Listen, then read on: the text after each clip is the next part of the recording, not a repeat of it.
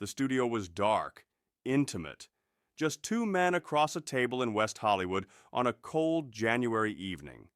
Prince Harry, unguarded for the first time in months, sat across from Jimmy Kimmel with no handlers nearby, no palace advisors in adjacent rooms, no institutional buffer between his words and the world.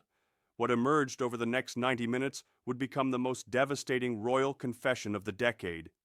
"This isn't about Hollywood anymore," Harry said, his voice carrying the weight of someone who had finally stopped performing. "This is about betrayal, about dignity, about truth." He paused, collecting himself. "I am moving forward with a press conference in London this February to confirm my intention to file for divorce from Meghan Markle." The words landed like a hammer on glass. Social media erupted instantly. News networks interrupted regular programming. Within minutes, Harry's declaration had become the dominant global narrative, but it was what came next that would define the entire trajectory of the story. Harry described the final weeks of his marriage with surgical precision. Meghan taking calls at 3 a.m, mysterious deliveries of Cartier jewelry and Hermes handbags appearing at the estate. At first, he believed the narrative she offered: brand partnerships, business relationships, professional gifts. But on January 23rd, everything collapsed into brutal honesty.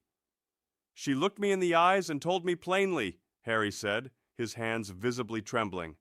"Those aren't gifts, they're from him, a Middle Eastern royal, someone with real power, someone, and I quote, making me a princess of the New World, not this outdated British mess."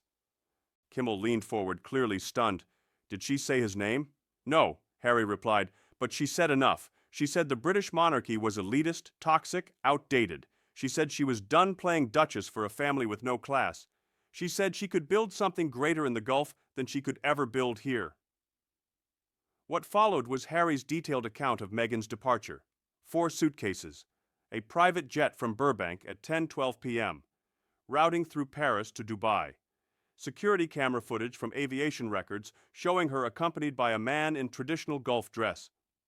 Within days, Middle Eastern tabloids published photos of her entering exclusive royal clubs in Dubai. The narrative was unmistakable. Meghan hadn't simply left Harry, she had executed a calculated exit toward a completely different institutional ecosystem.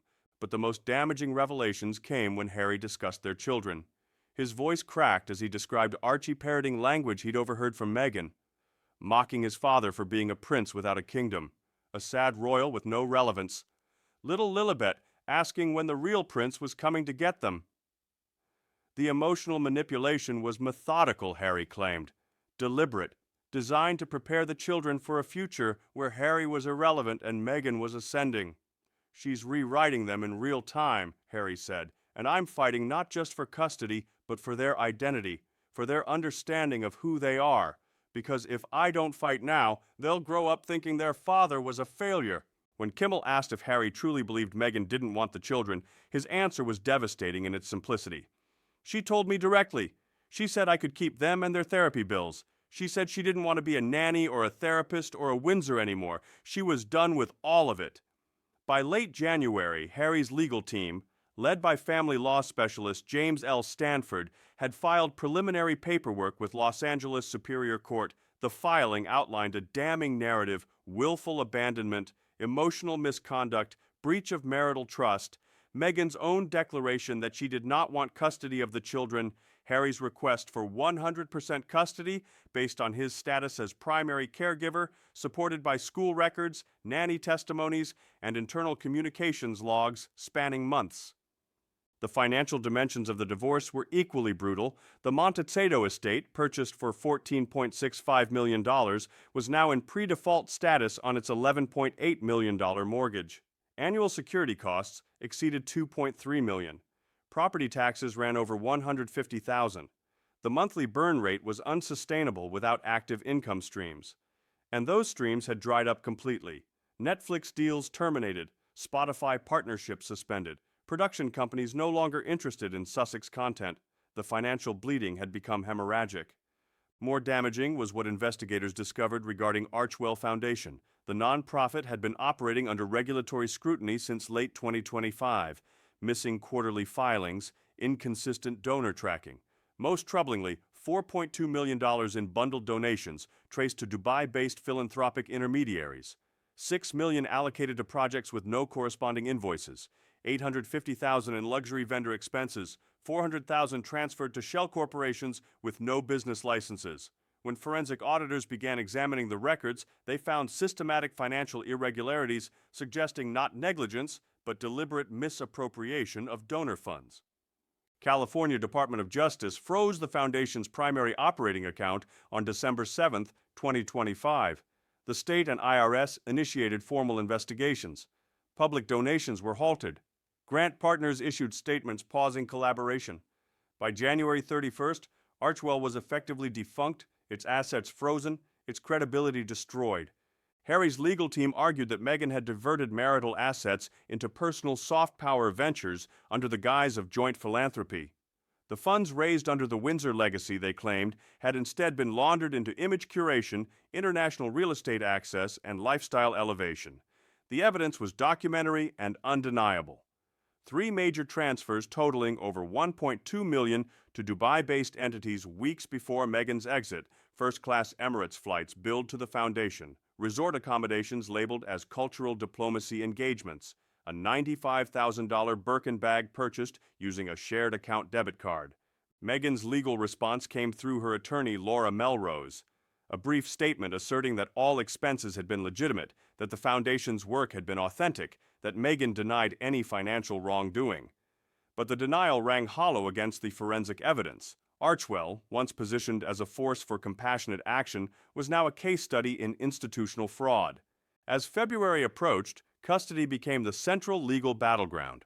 California Family Code Section 3001 gave both parents equal rights unless one was deemed unfit, had abandoned the home, or was endangering the child. Harry's legal team cited multiple points: abandonment, emotional neglect, lack of contact. Meghan had not made a video call, sent a message, or submitted a visitation request since January 23rd. She had formally waived all custody claims. Under normal circumstances, such maternal abandonment would trigger immediate intervention. But Meghan had weaponized that abandonment by refusing to claim custody, essentially removing herself from legal contestation while simultaneously eliminating any grounds for child support claims. The strategy was calculated. By waiving custody, Meghan prevented Harry from arguing she was an absent parent. By refusing to claim visitation rights, she avoided establishing a legal relationship that would require financial accountability. By departing to the Gulf, she placed herself in a jurisdiction with no extradition treaty for family law disputes. In legal terms, she had orchestrated a disappearing act. Harry's counter-strategy was equally aggressive. His legal team filed an emergency custody petition citing his status as primary caregiver, the children's documented emotional distress, Meghan's formal abandonment, and her declared disinterest in shared parenting. They requested sole relocation rights to the UK by May 2026, arguing that maintaining the children in Los Angeles under these circumstances was harmful and unjust. Judge Maria Sanchez, assigned to the case, was known for her firm but fair handling of high-profile custody disputes. The preliminary hearing was scheduled for March 18, 2026. Between now and then, both legal teams would conduct extensive discovery, file motions, and prepare for what legal analysts were already calling the most significant royal custody battle since the Diana proceedings. Public opinion shifted decisively toward Harry. A YouGov poll on January 30th showed 61% of respondents supported Harry retaining full custody. 72% believed Meghan's new path was incompatible with parenting. Only 11% sided with Meghan's refusal to provide financial support or structured visitation. Online communities rallied around Harry. Parenting forums filled with posts from individuals who had experienced similar international custody complications. Expat groups shared solidarity. The public narrative had crystallized: a devoted father protecting his children from an emotionally unstable mother pursuing selfish reinvention. By the end of January, Harry had prepared remarks for a February 14th press conference at Clarence House in London. He would announce the divorce filing officially. He would present his custody case. He would detail his demands for a full Archwell audit. He would reaffirm his intention to return to royal duty in a limited humanitarian capacity. The statement concluded with words that had already become iconic. "I left for peace. I returned for truth. My children will grow up with clarity, not conflict.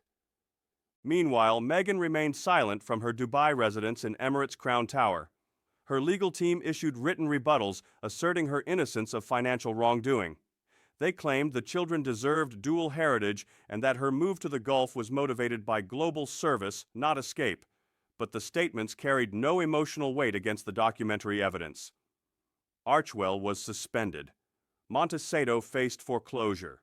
The children existed in legal limbo, and Meghan had positioned herself in a geopolitical space where Western family law had minimal jurisdiction. What had once been imagined as a global reimagining of royalty now stood comprehensively fractured. The marriage was ending in acrimony and legal warfare. The foundation was under criminal investigation.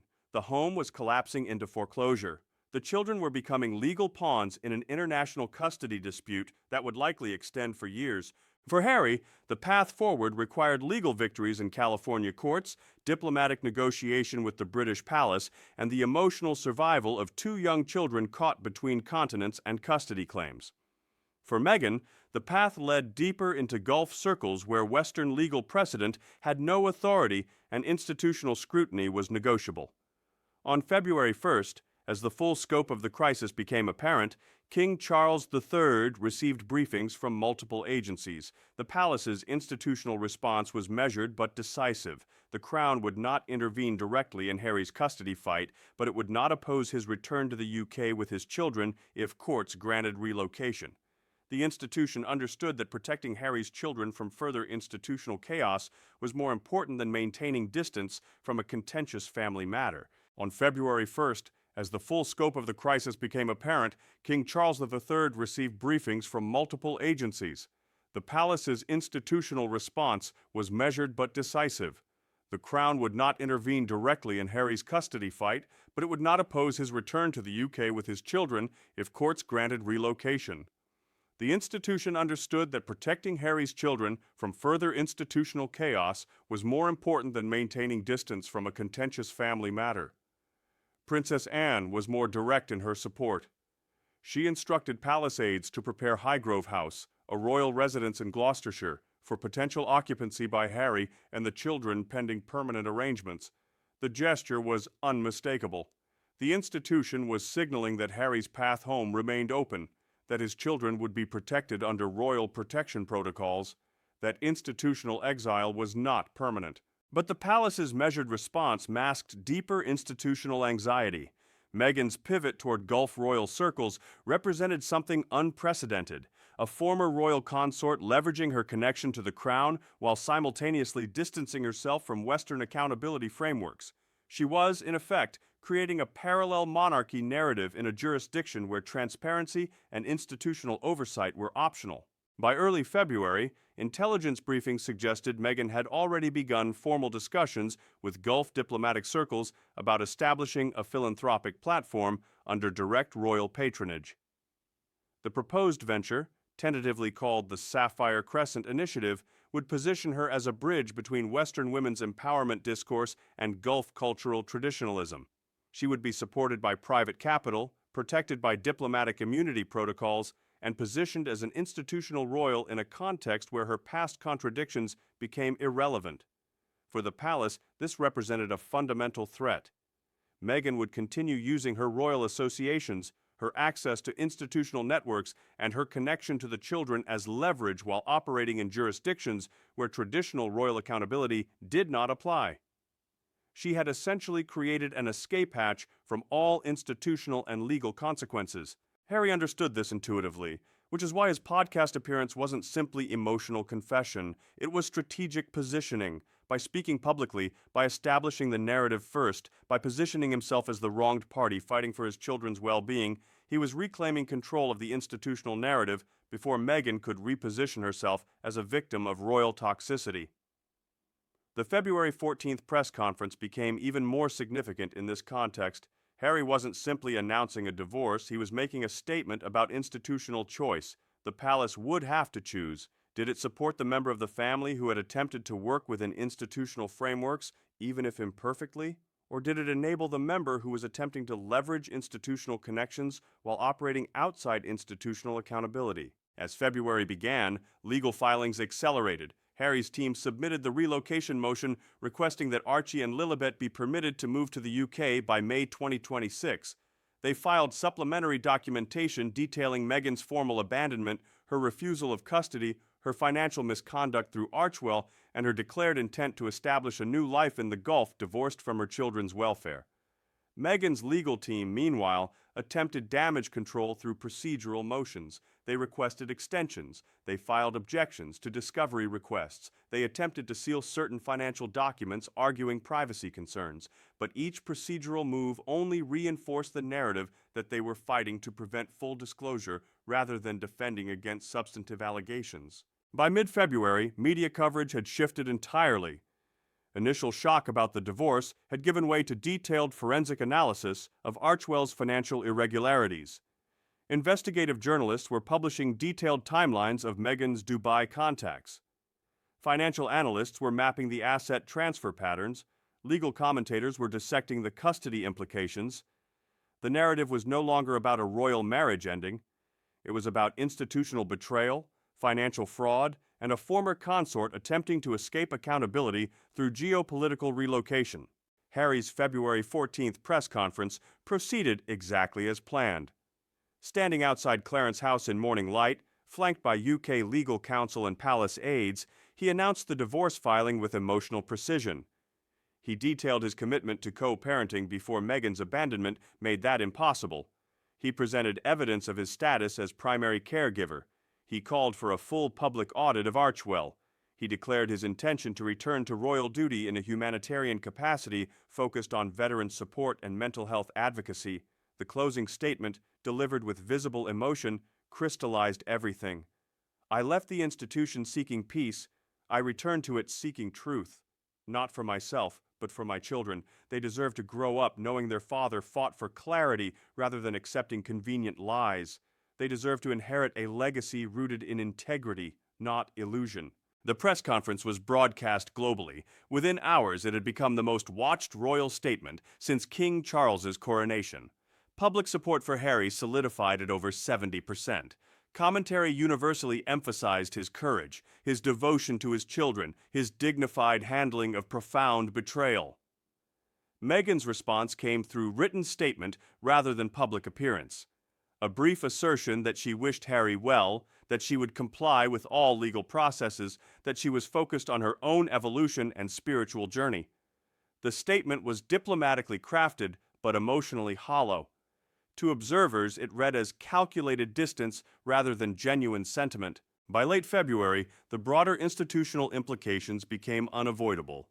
The monarchy faced a choice about what it valued: Catherine's demonstrated commitment to authentic service and substantive contribution to educational and social missions, or Meghan's leveraging of royal connections while operating outside institutional accountability frameworks, Harry's fight to reclaim his place within the institution, or Meghan's attempt to transcend institutional constraints by creating parallel royal authority in foreign contexts. The palace's response was unmistakable. Catherine's Netflix educational series moved into full production with expanded resources. Harry received explicit palace support for his custody case.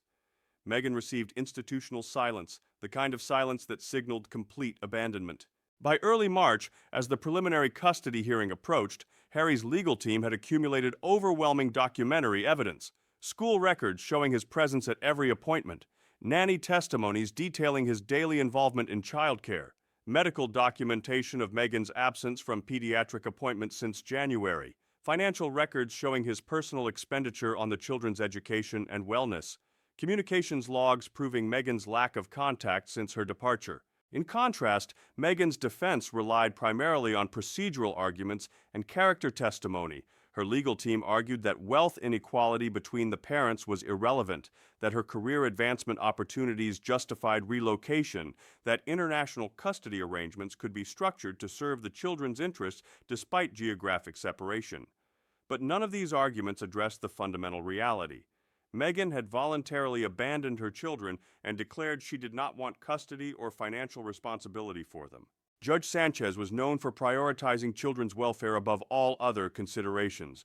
The evidence suggested that maintaining Archie and Lilibet in Los Angeles with a father now alone, dealing with ongoing legal complications, facing financial pressure from Meghan's Archwell liability exposure was potentially harmful, granting relocation to the UK, where Harry had institutional support, family proximity, and stable legal frameworks, was arguably in the children's best interest. By early March, as the preliminary custody hearing approached, Harry's legal team had accumulated overwhelming documentary evidence. School records showing his presence at every appointment, nanny testimonies detailing his daily involvement in childcare, medical documentation of Meghan's absence from pediatric appointments since January, financial records showing his personal expenditure on the children's education and wellness, communications logs proving Meghan's lack of contact since her departure. In contrast, Meghan's defense relied primarily on procedural arguments and character testimony. Her legal team argued that wealth inequality between the parents was irrelevant, that her career advancement opportunities justified relocation, that international custody arrangements could be structured to serve the children's interests despite geographic separation. But none of these arguments addressed the fundamental reality. Meghan had voluntarily abandoned her children and declared she did not want custody or financial responsibility for them. Judge Sanchez was known for prioritizing children's welfare above all other considerations.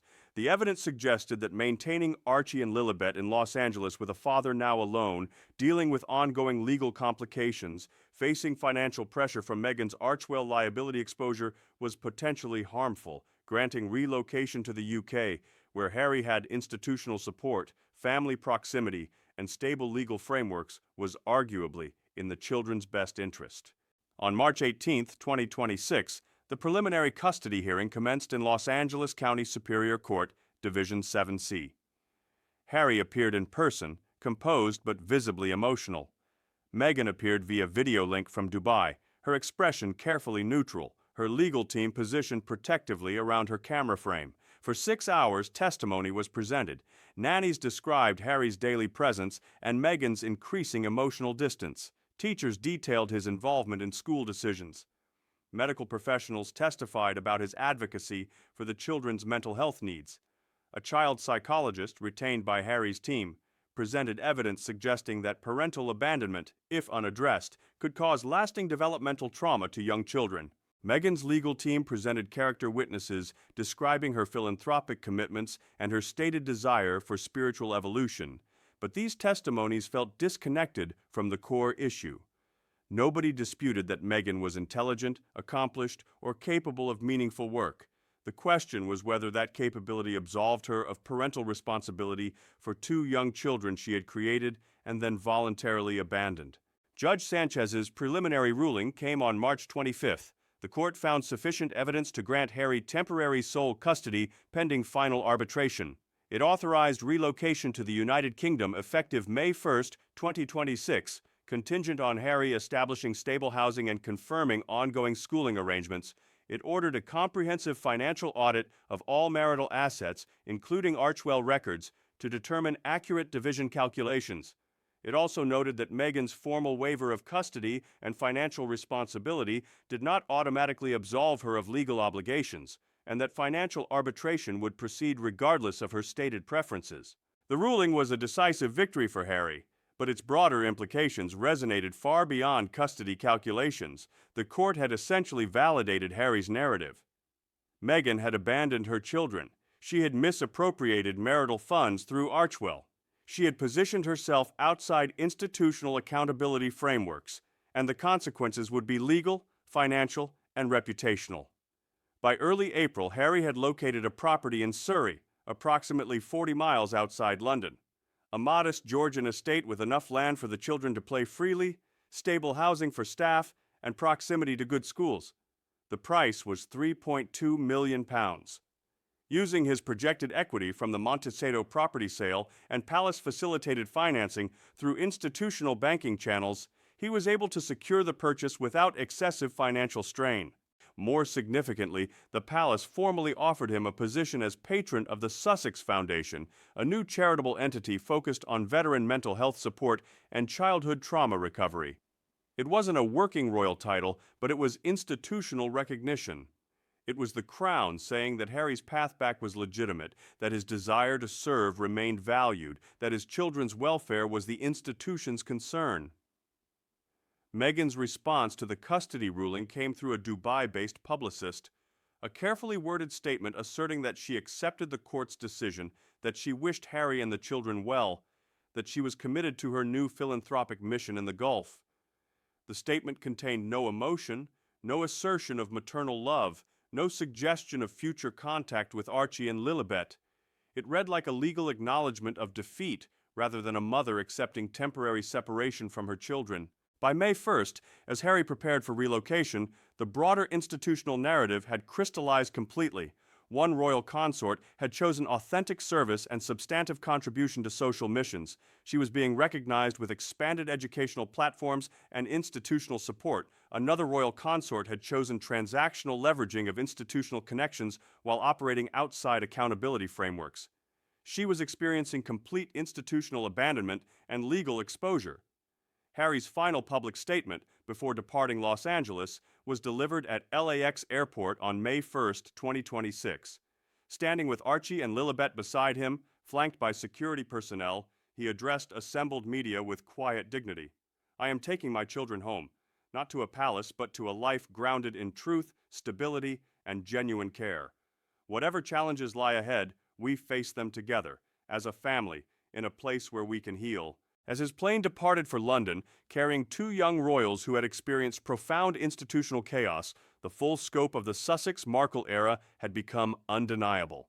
A marriage built on public reinvention had collapsed into private betrayal. A philanthropic foundation designed to represent modern royal values had become a case study in financial fraud. A woman who had positioned herself as a voice for institutional reform had abandoned her children while leveraging those same institutional connections for personal advancement in foreign contexts. For Harry, the journey forward would be long. Custody arrangements would need to be finalized. Financial divisions would require legal arbitration. Archwell investigations would proceed through regulatory and criminal channels. The children would require therapy and emotional support to process the trauma of maternal abandonment, but at least finally he had clarity. At least he had his children. At least he had chosen truth over performance. The monarchy had learned its lesson about institutional partnerships and media engagement. Authenticity mattered more than celebrity. Service mattered more than spectacle.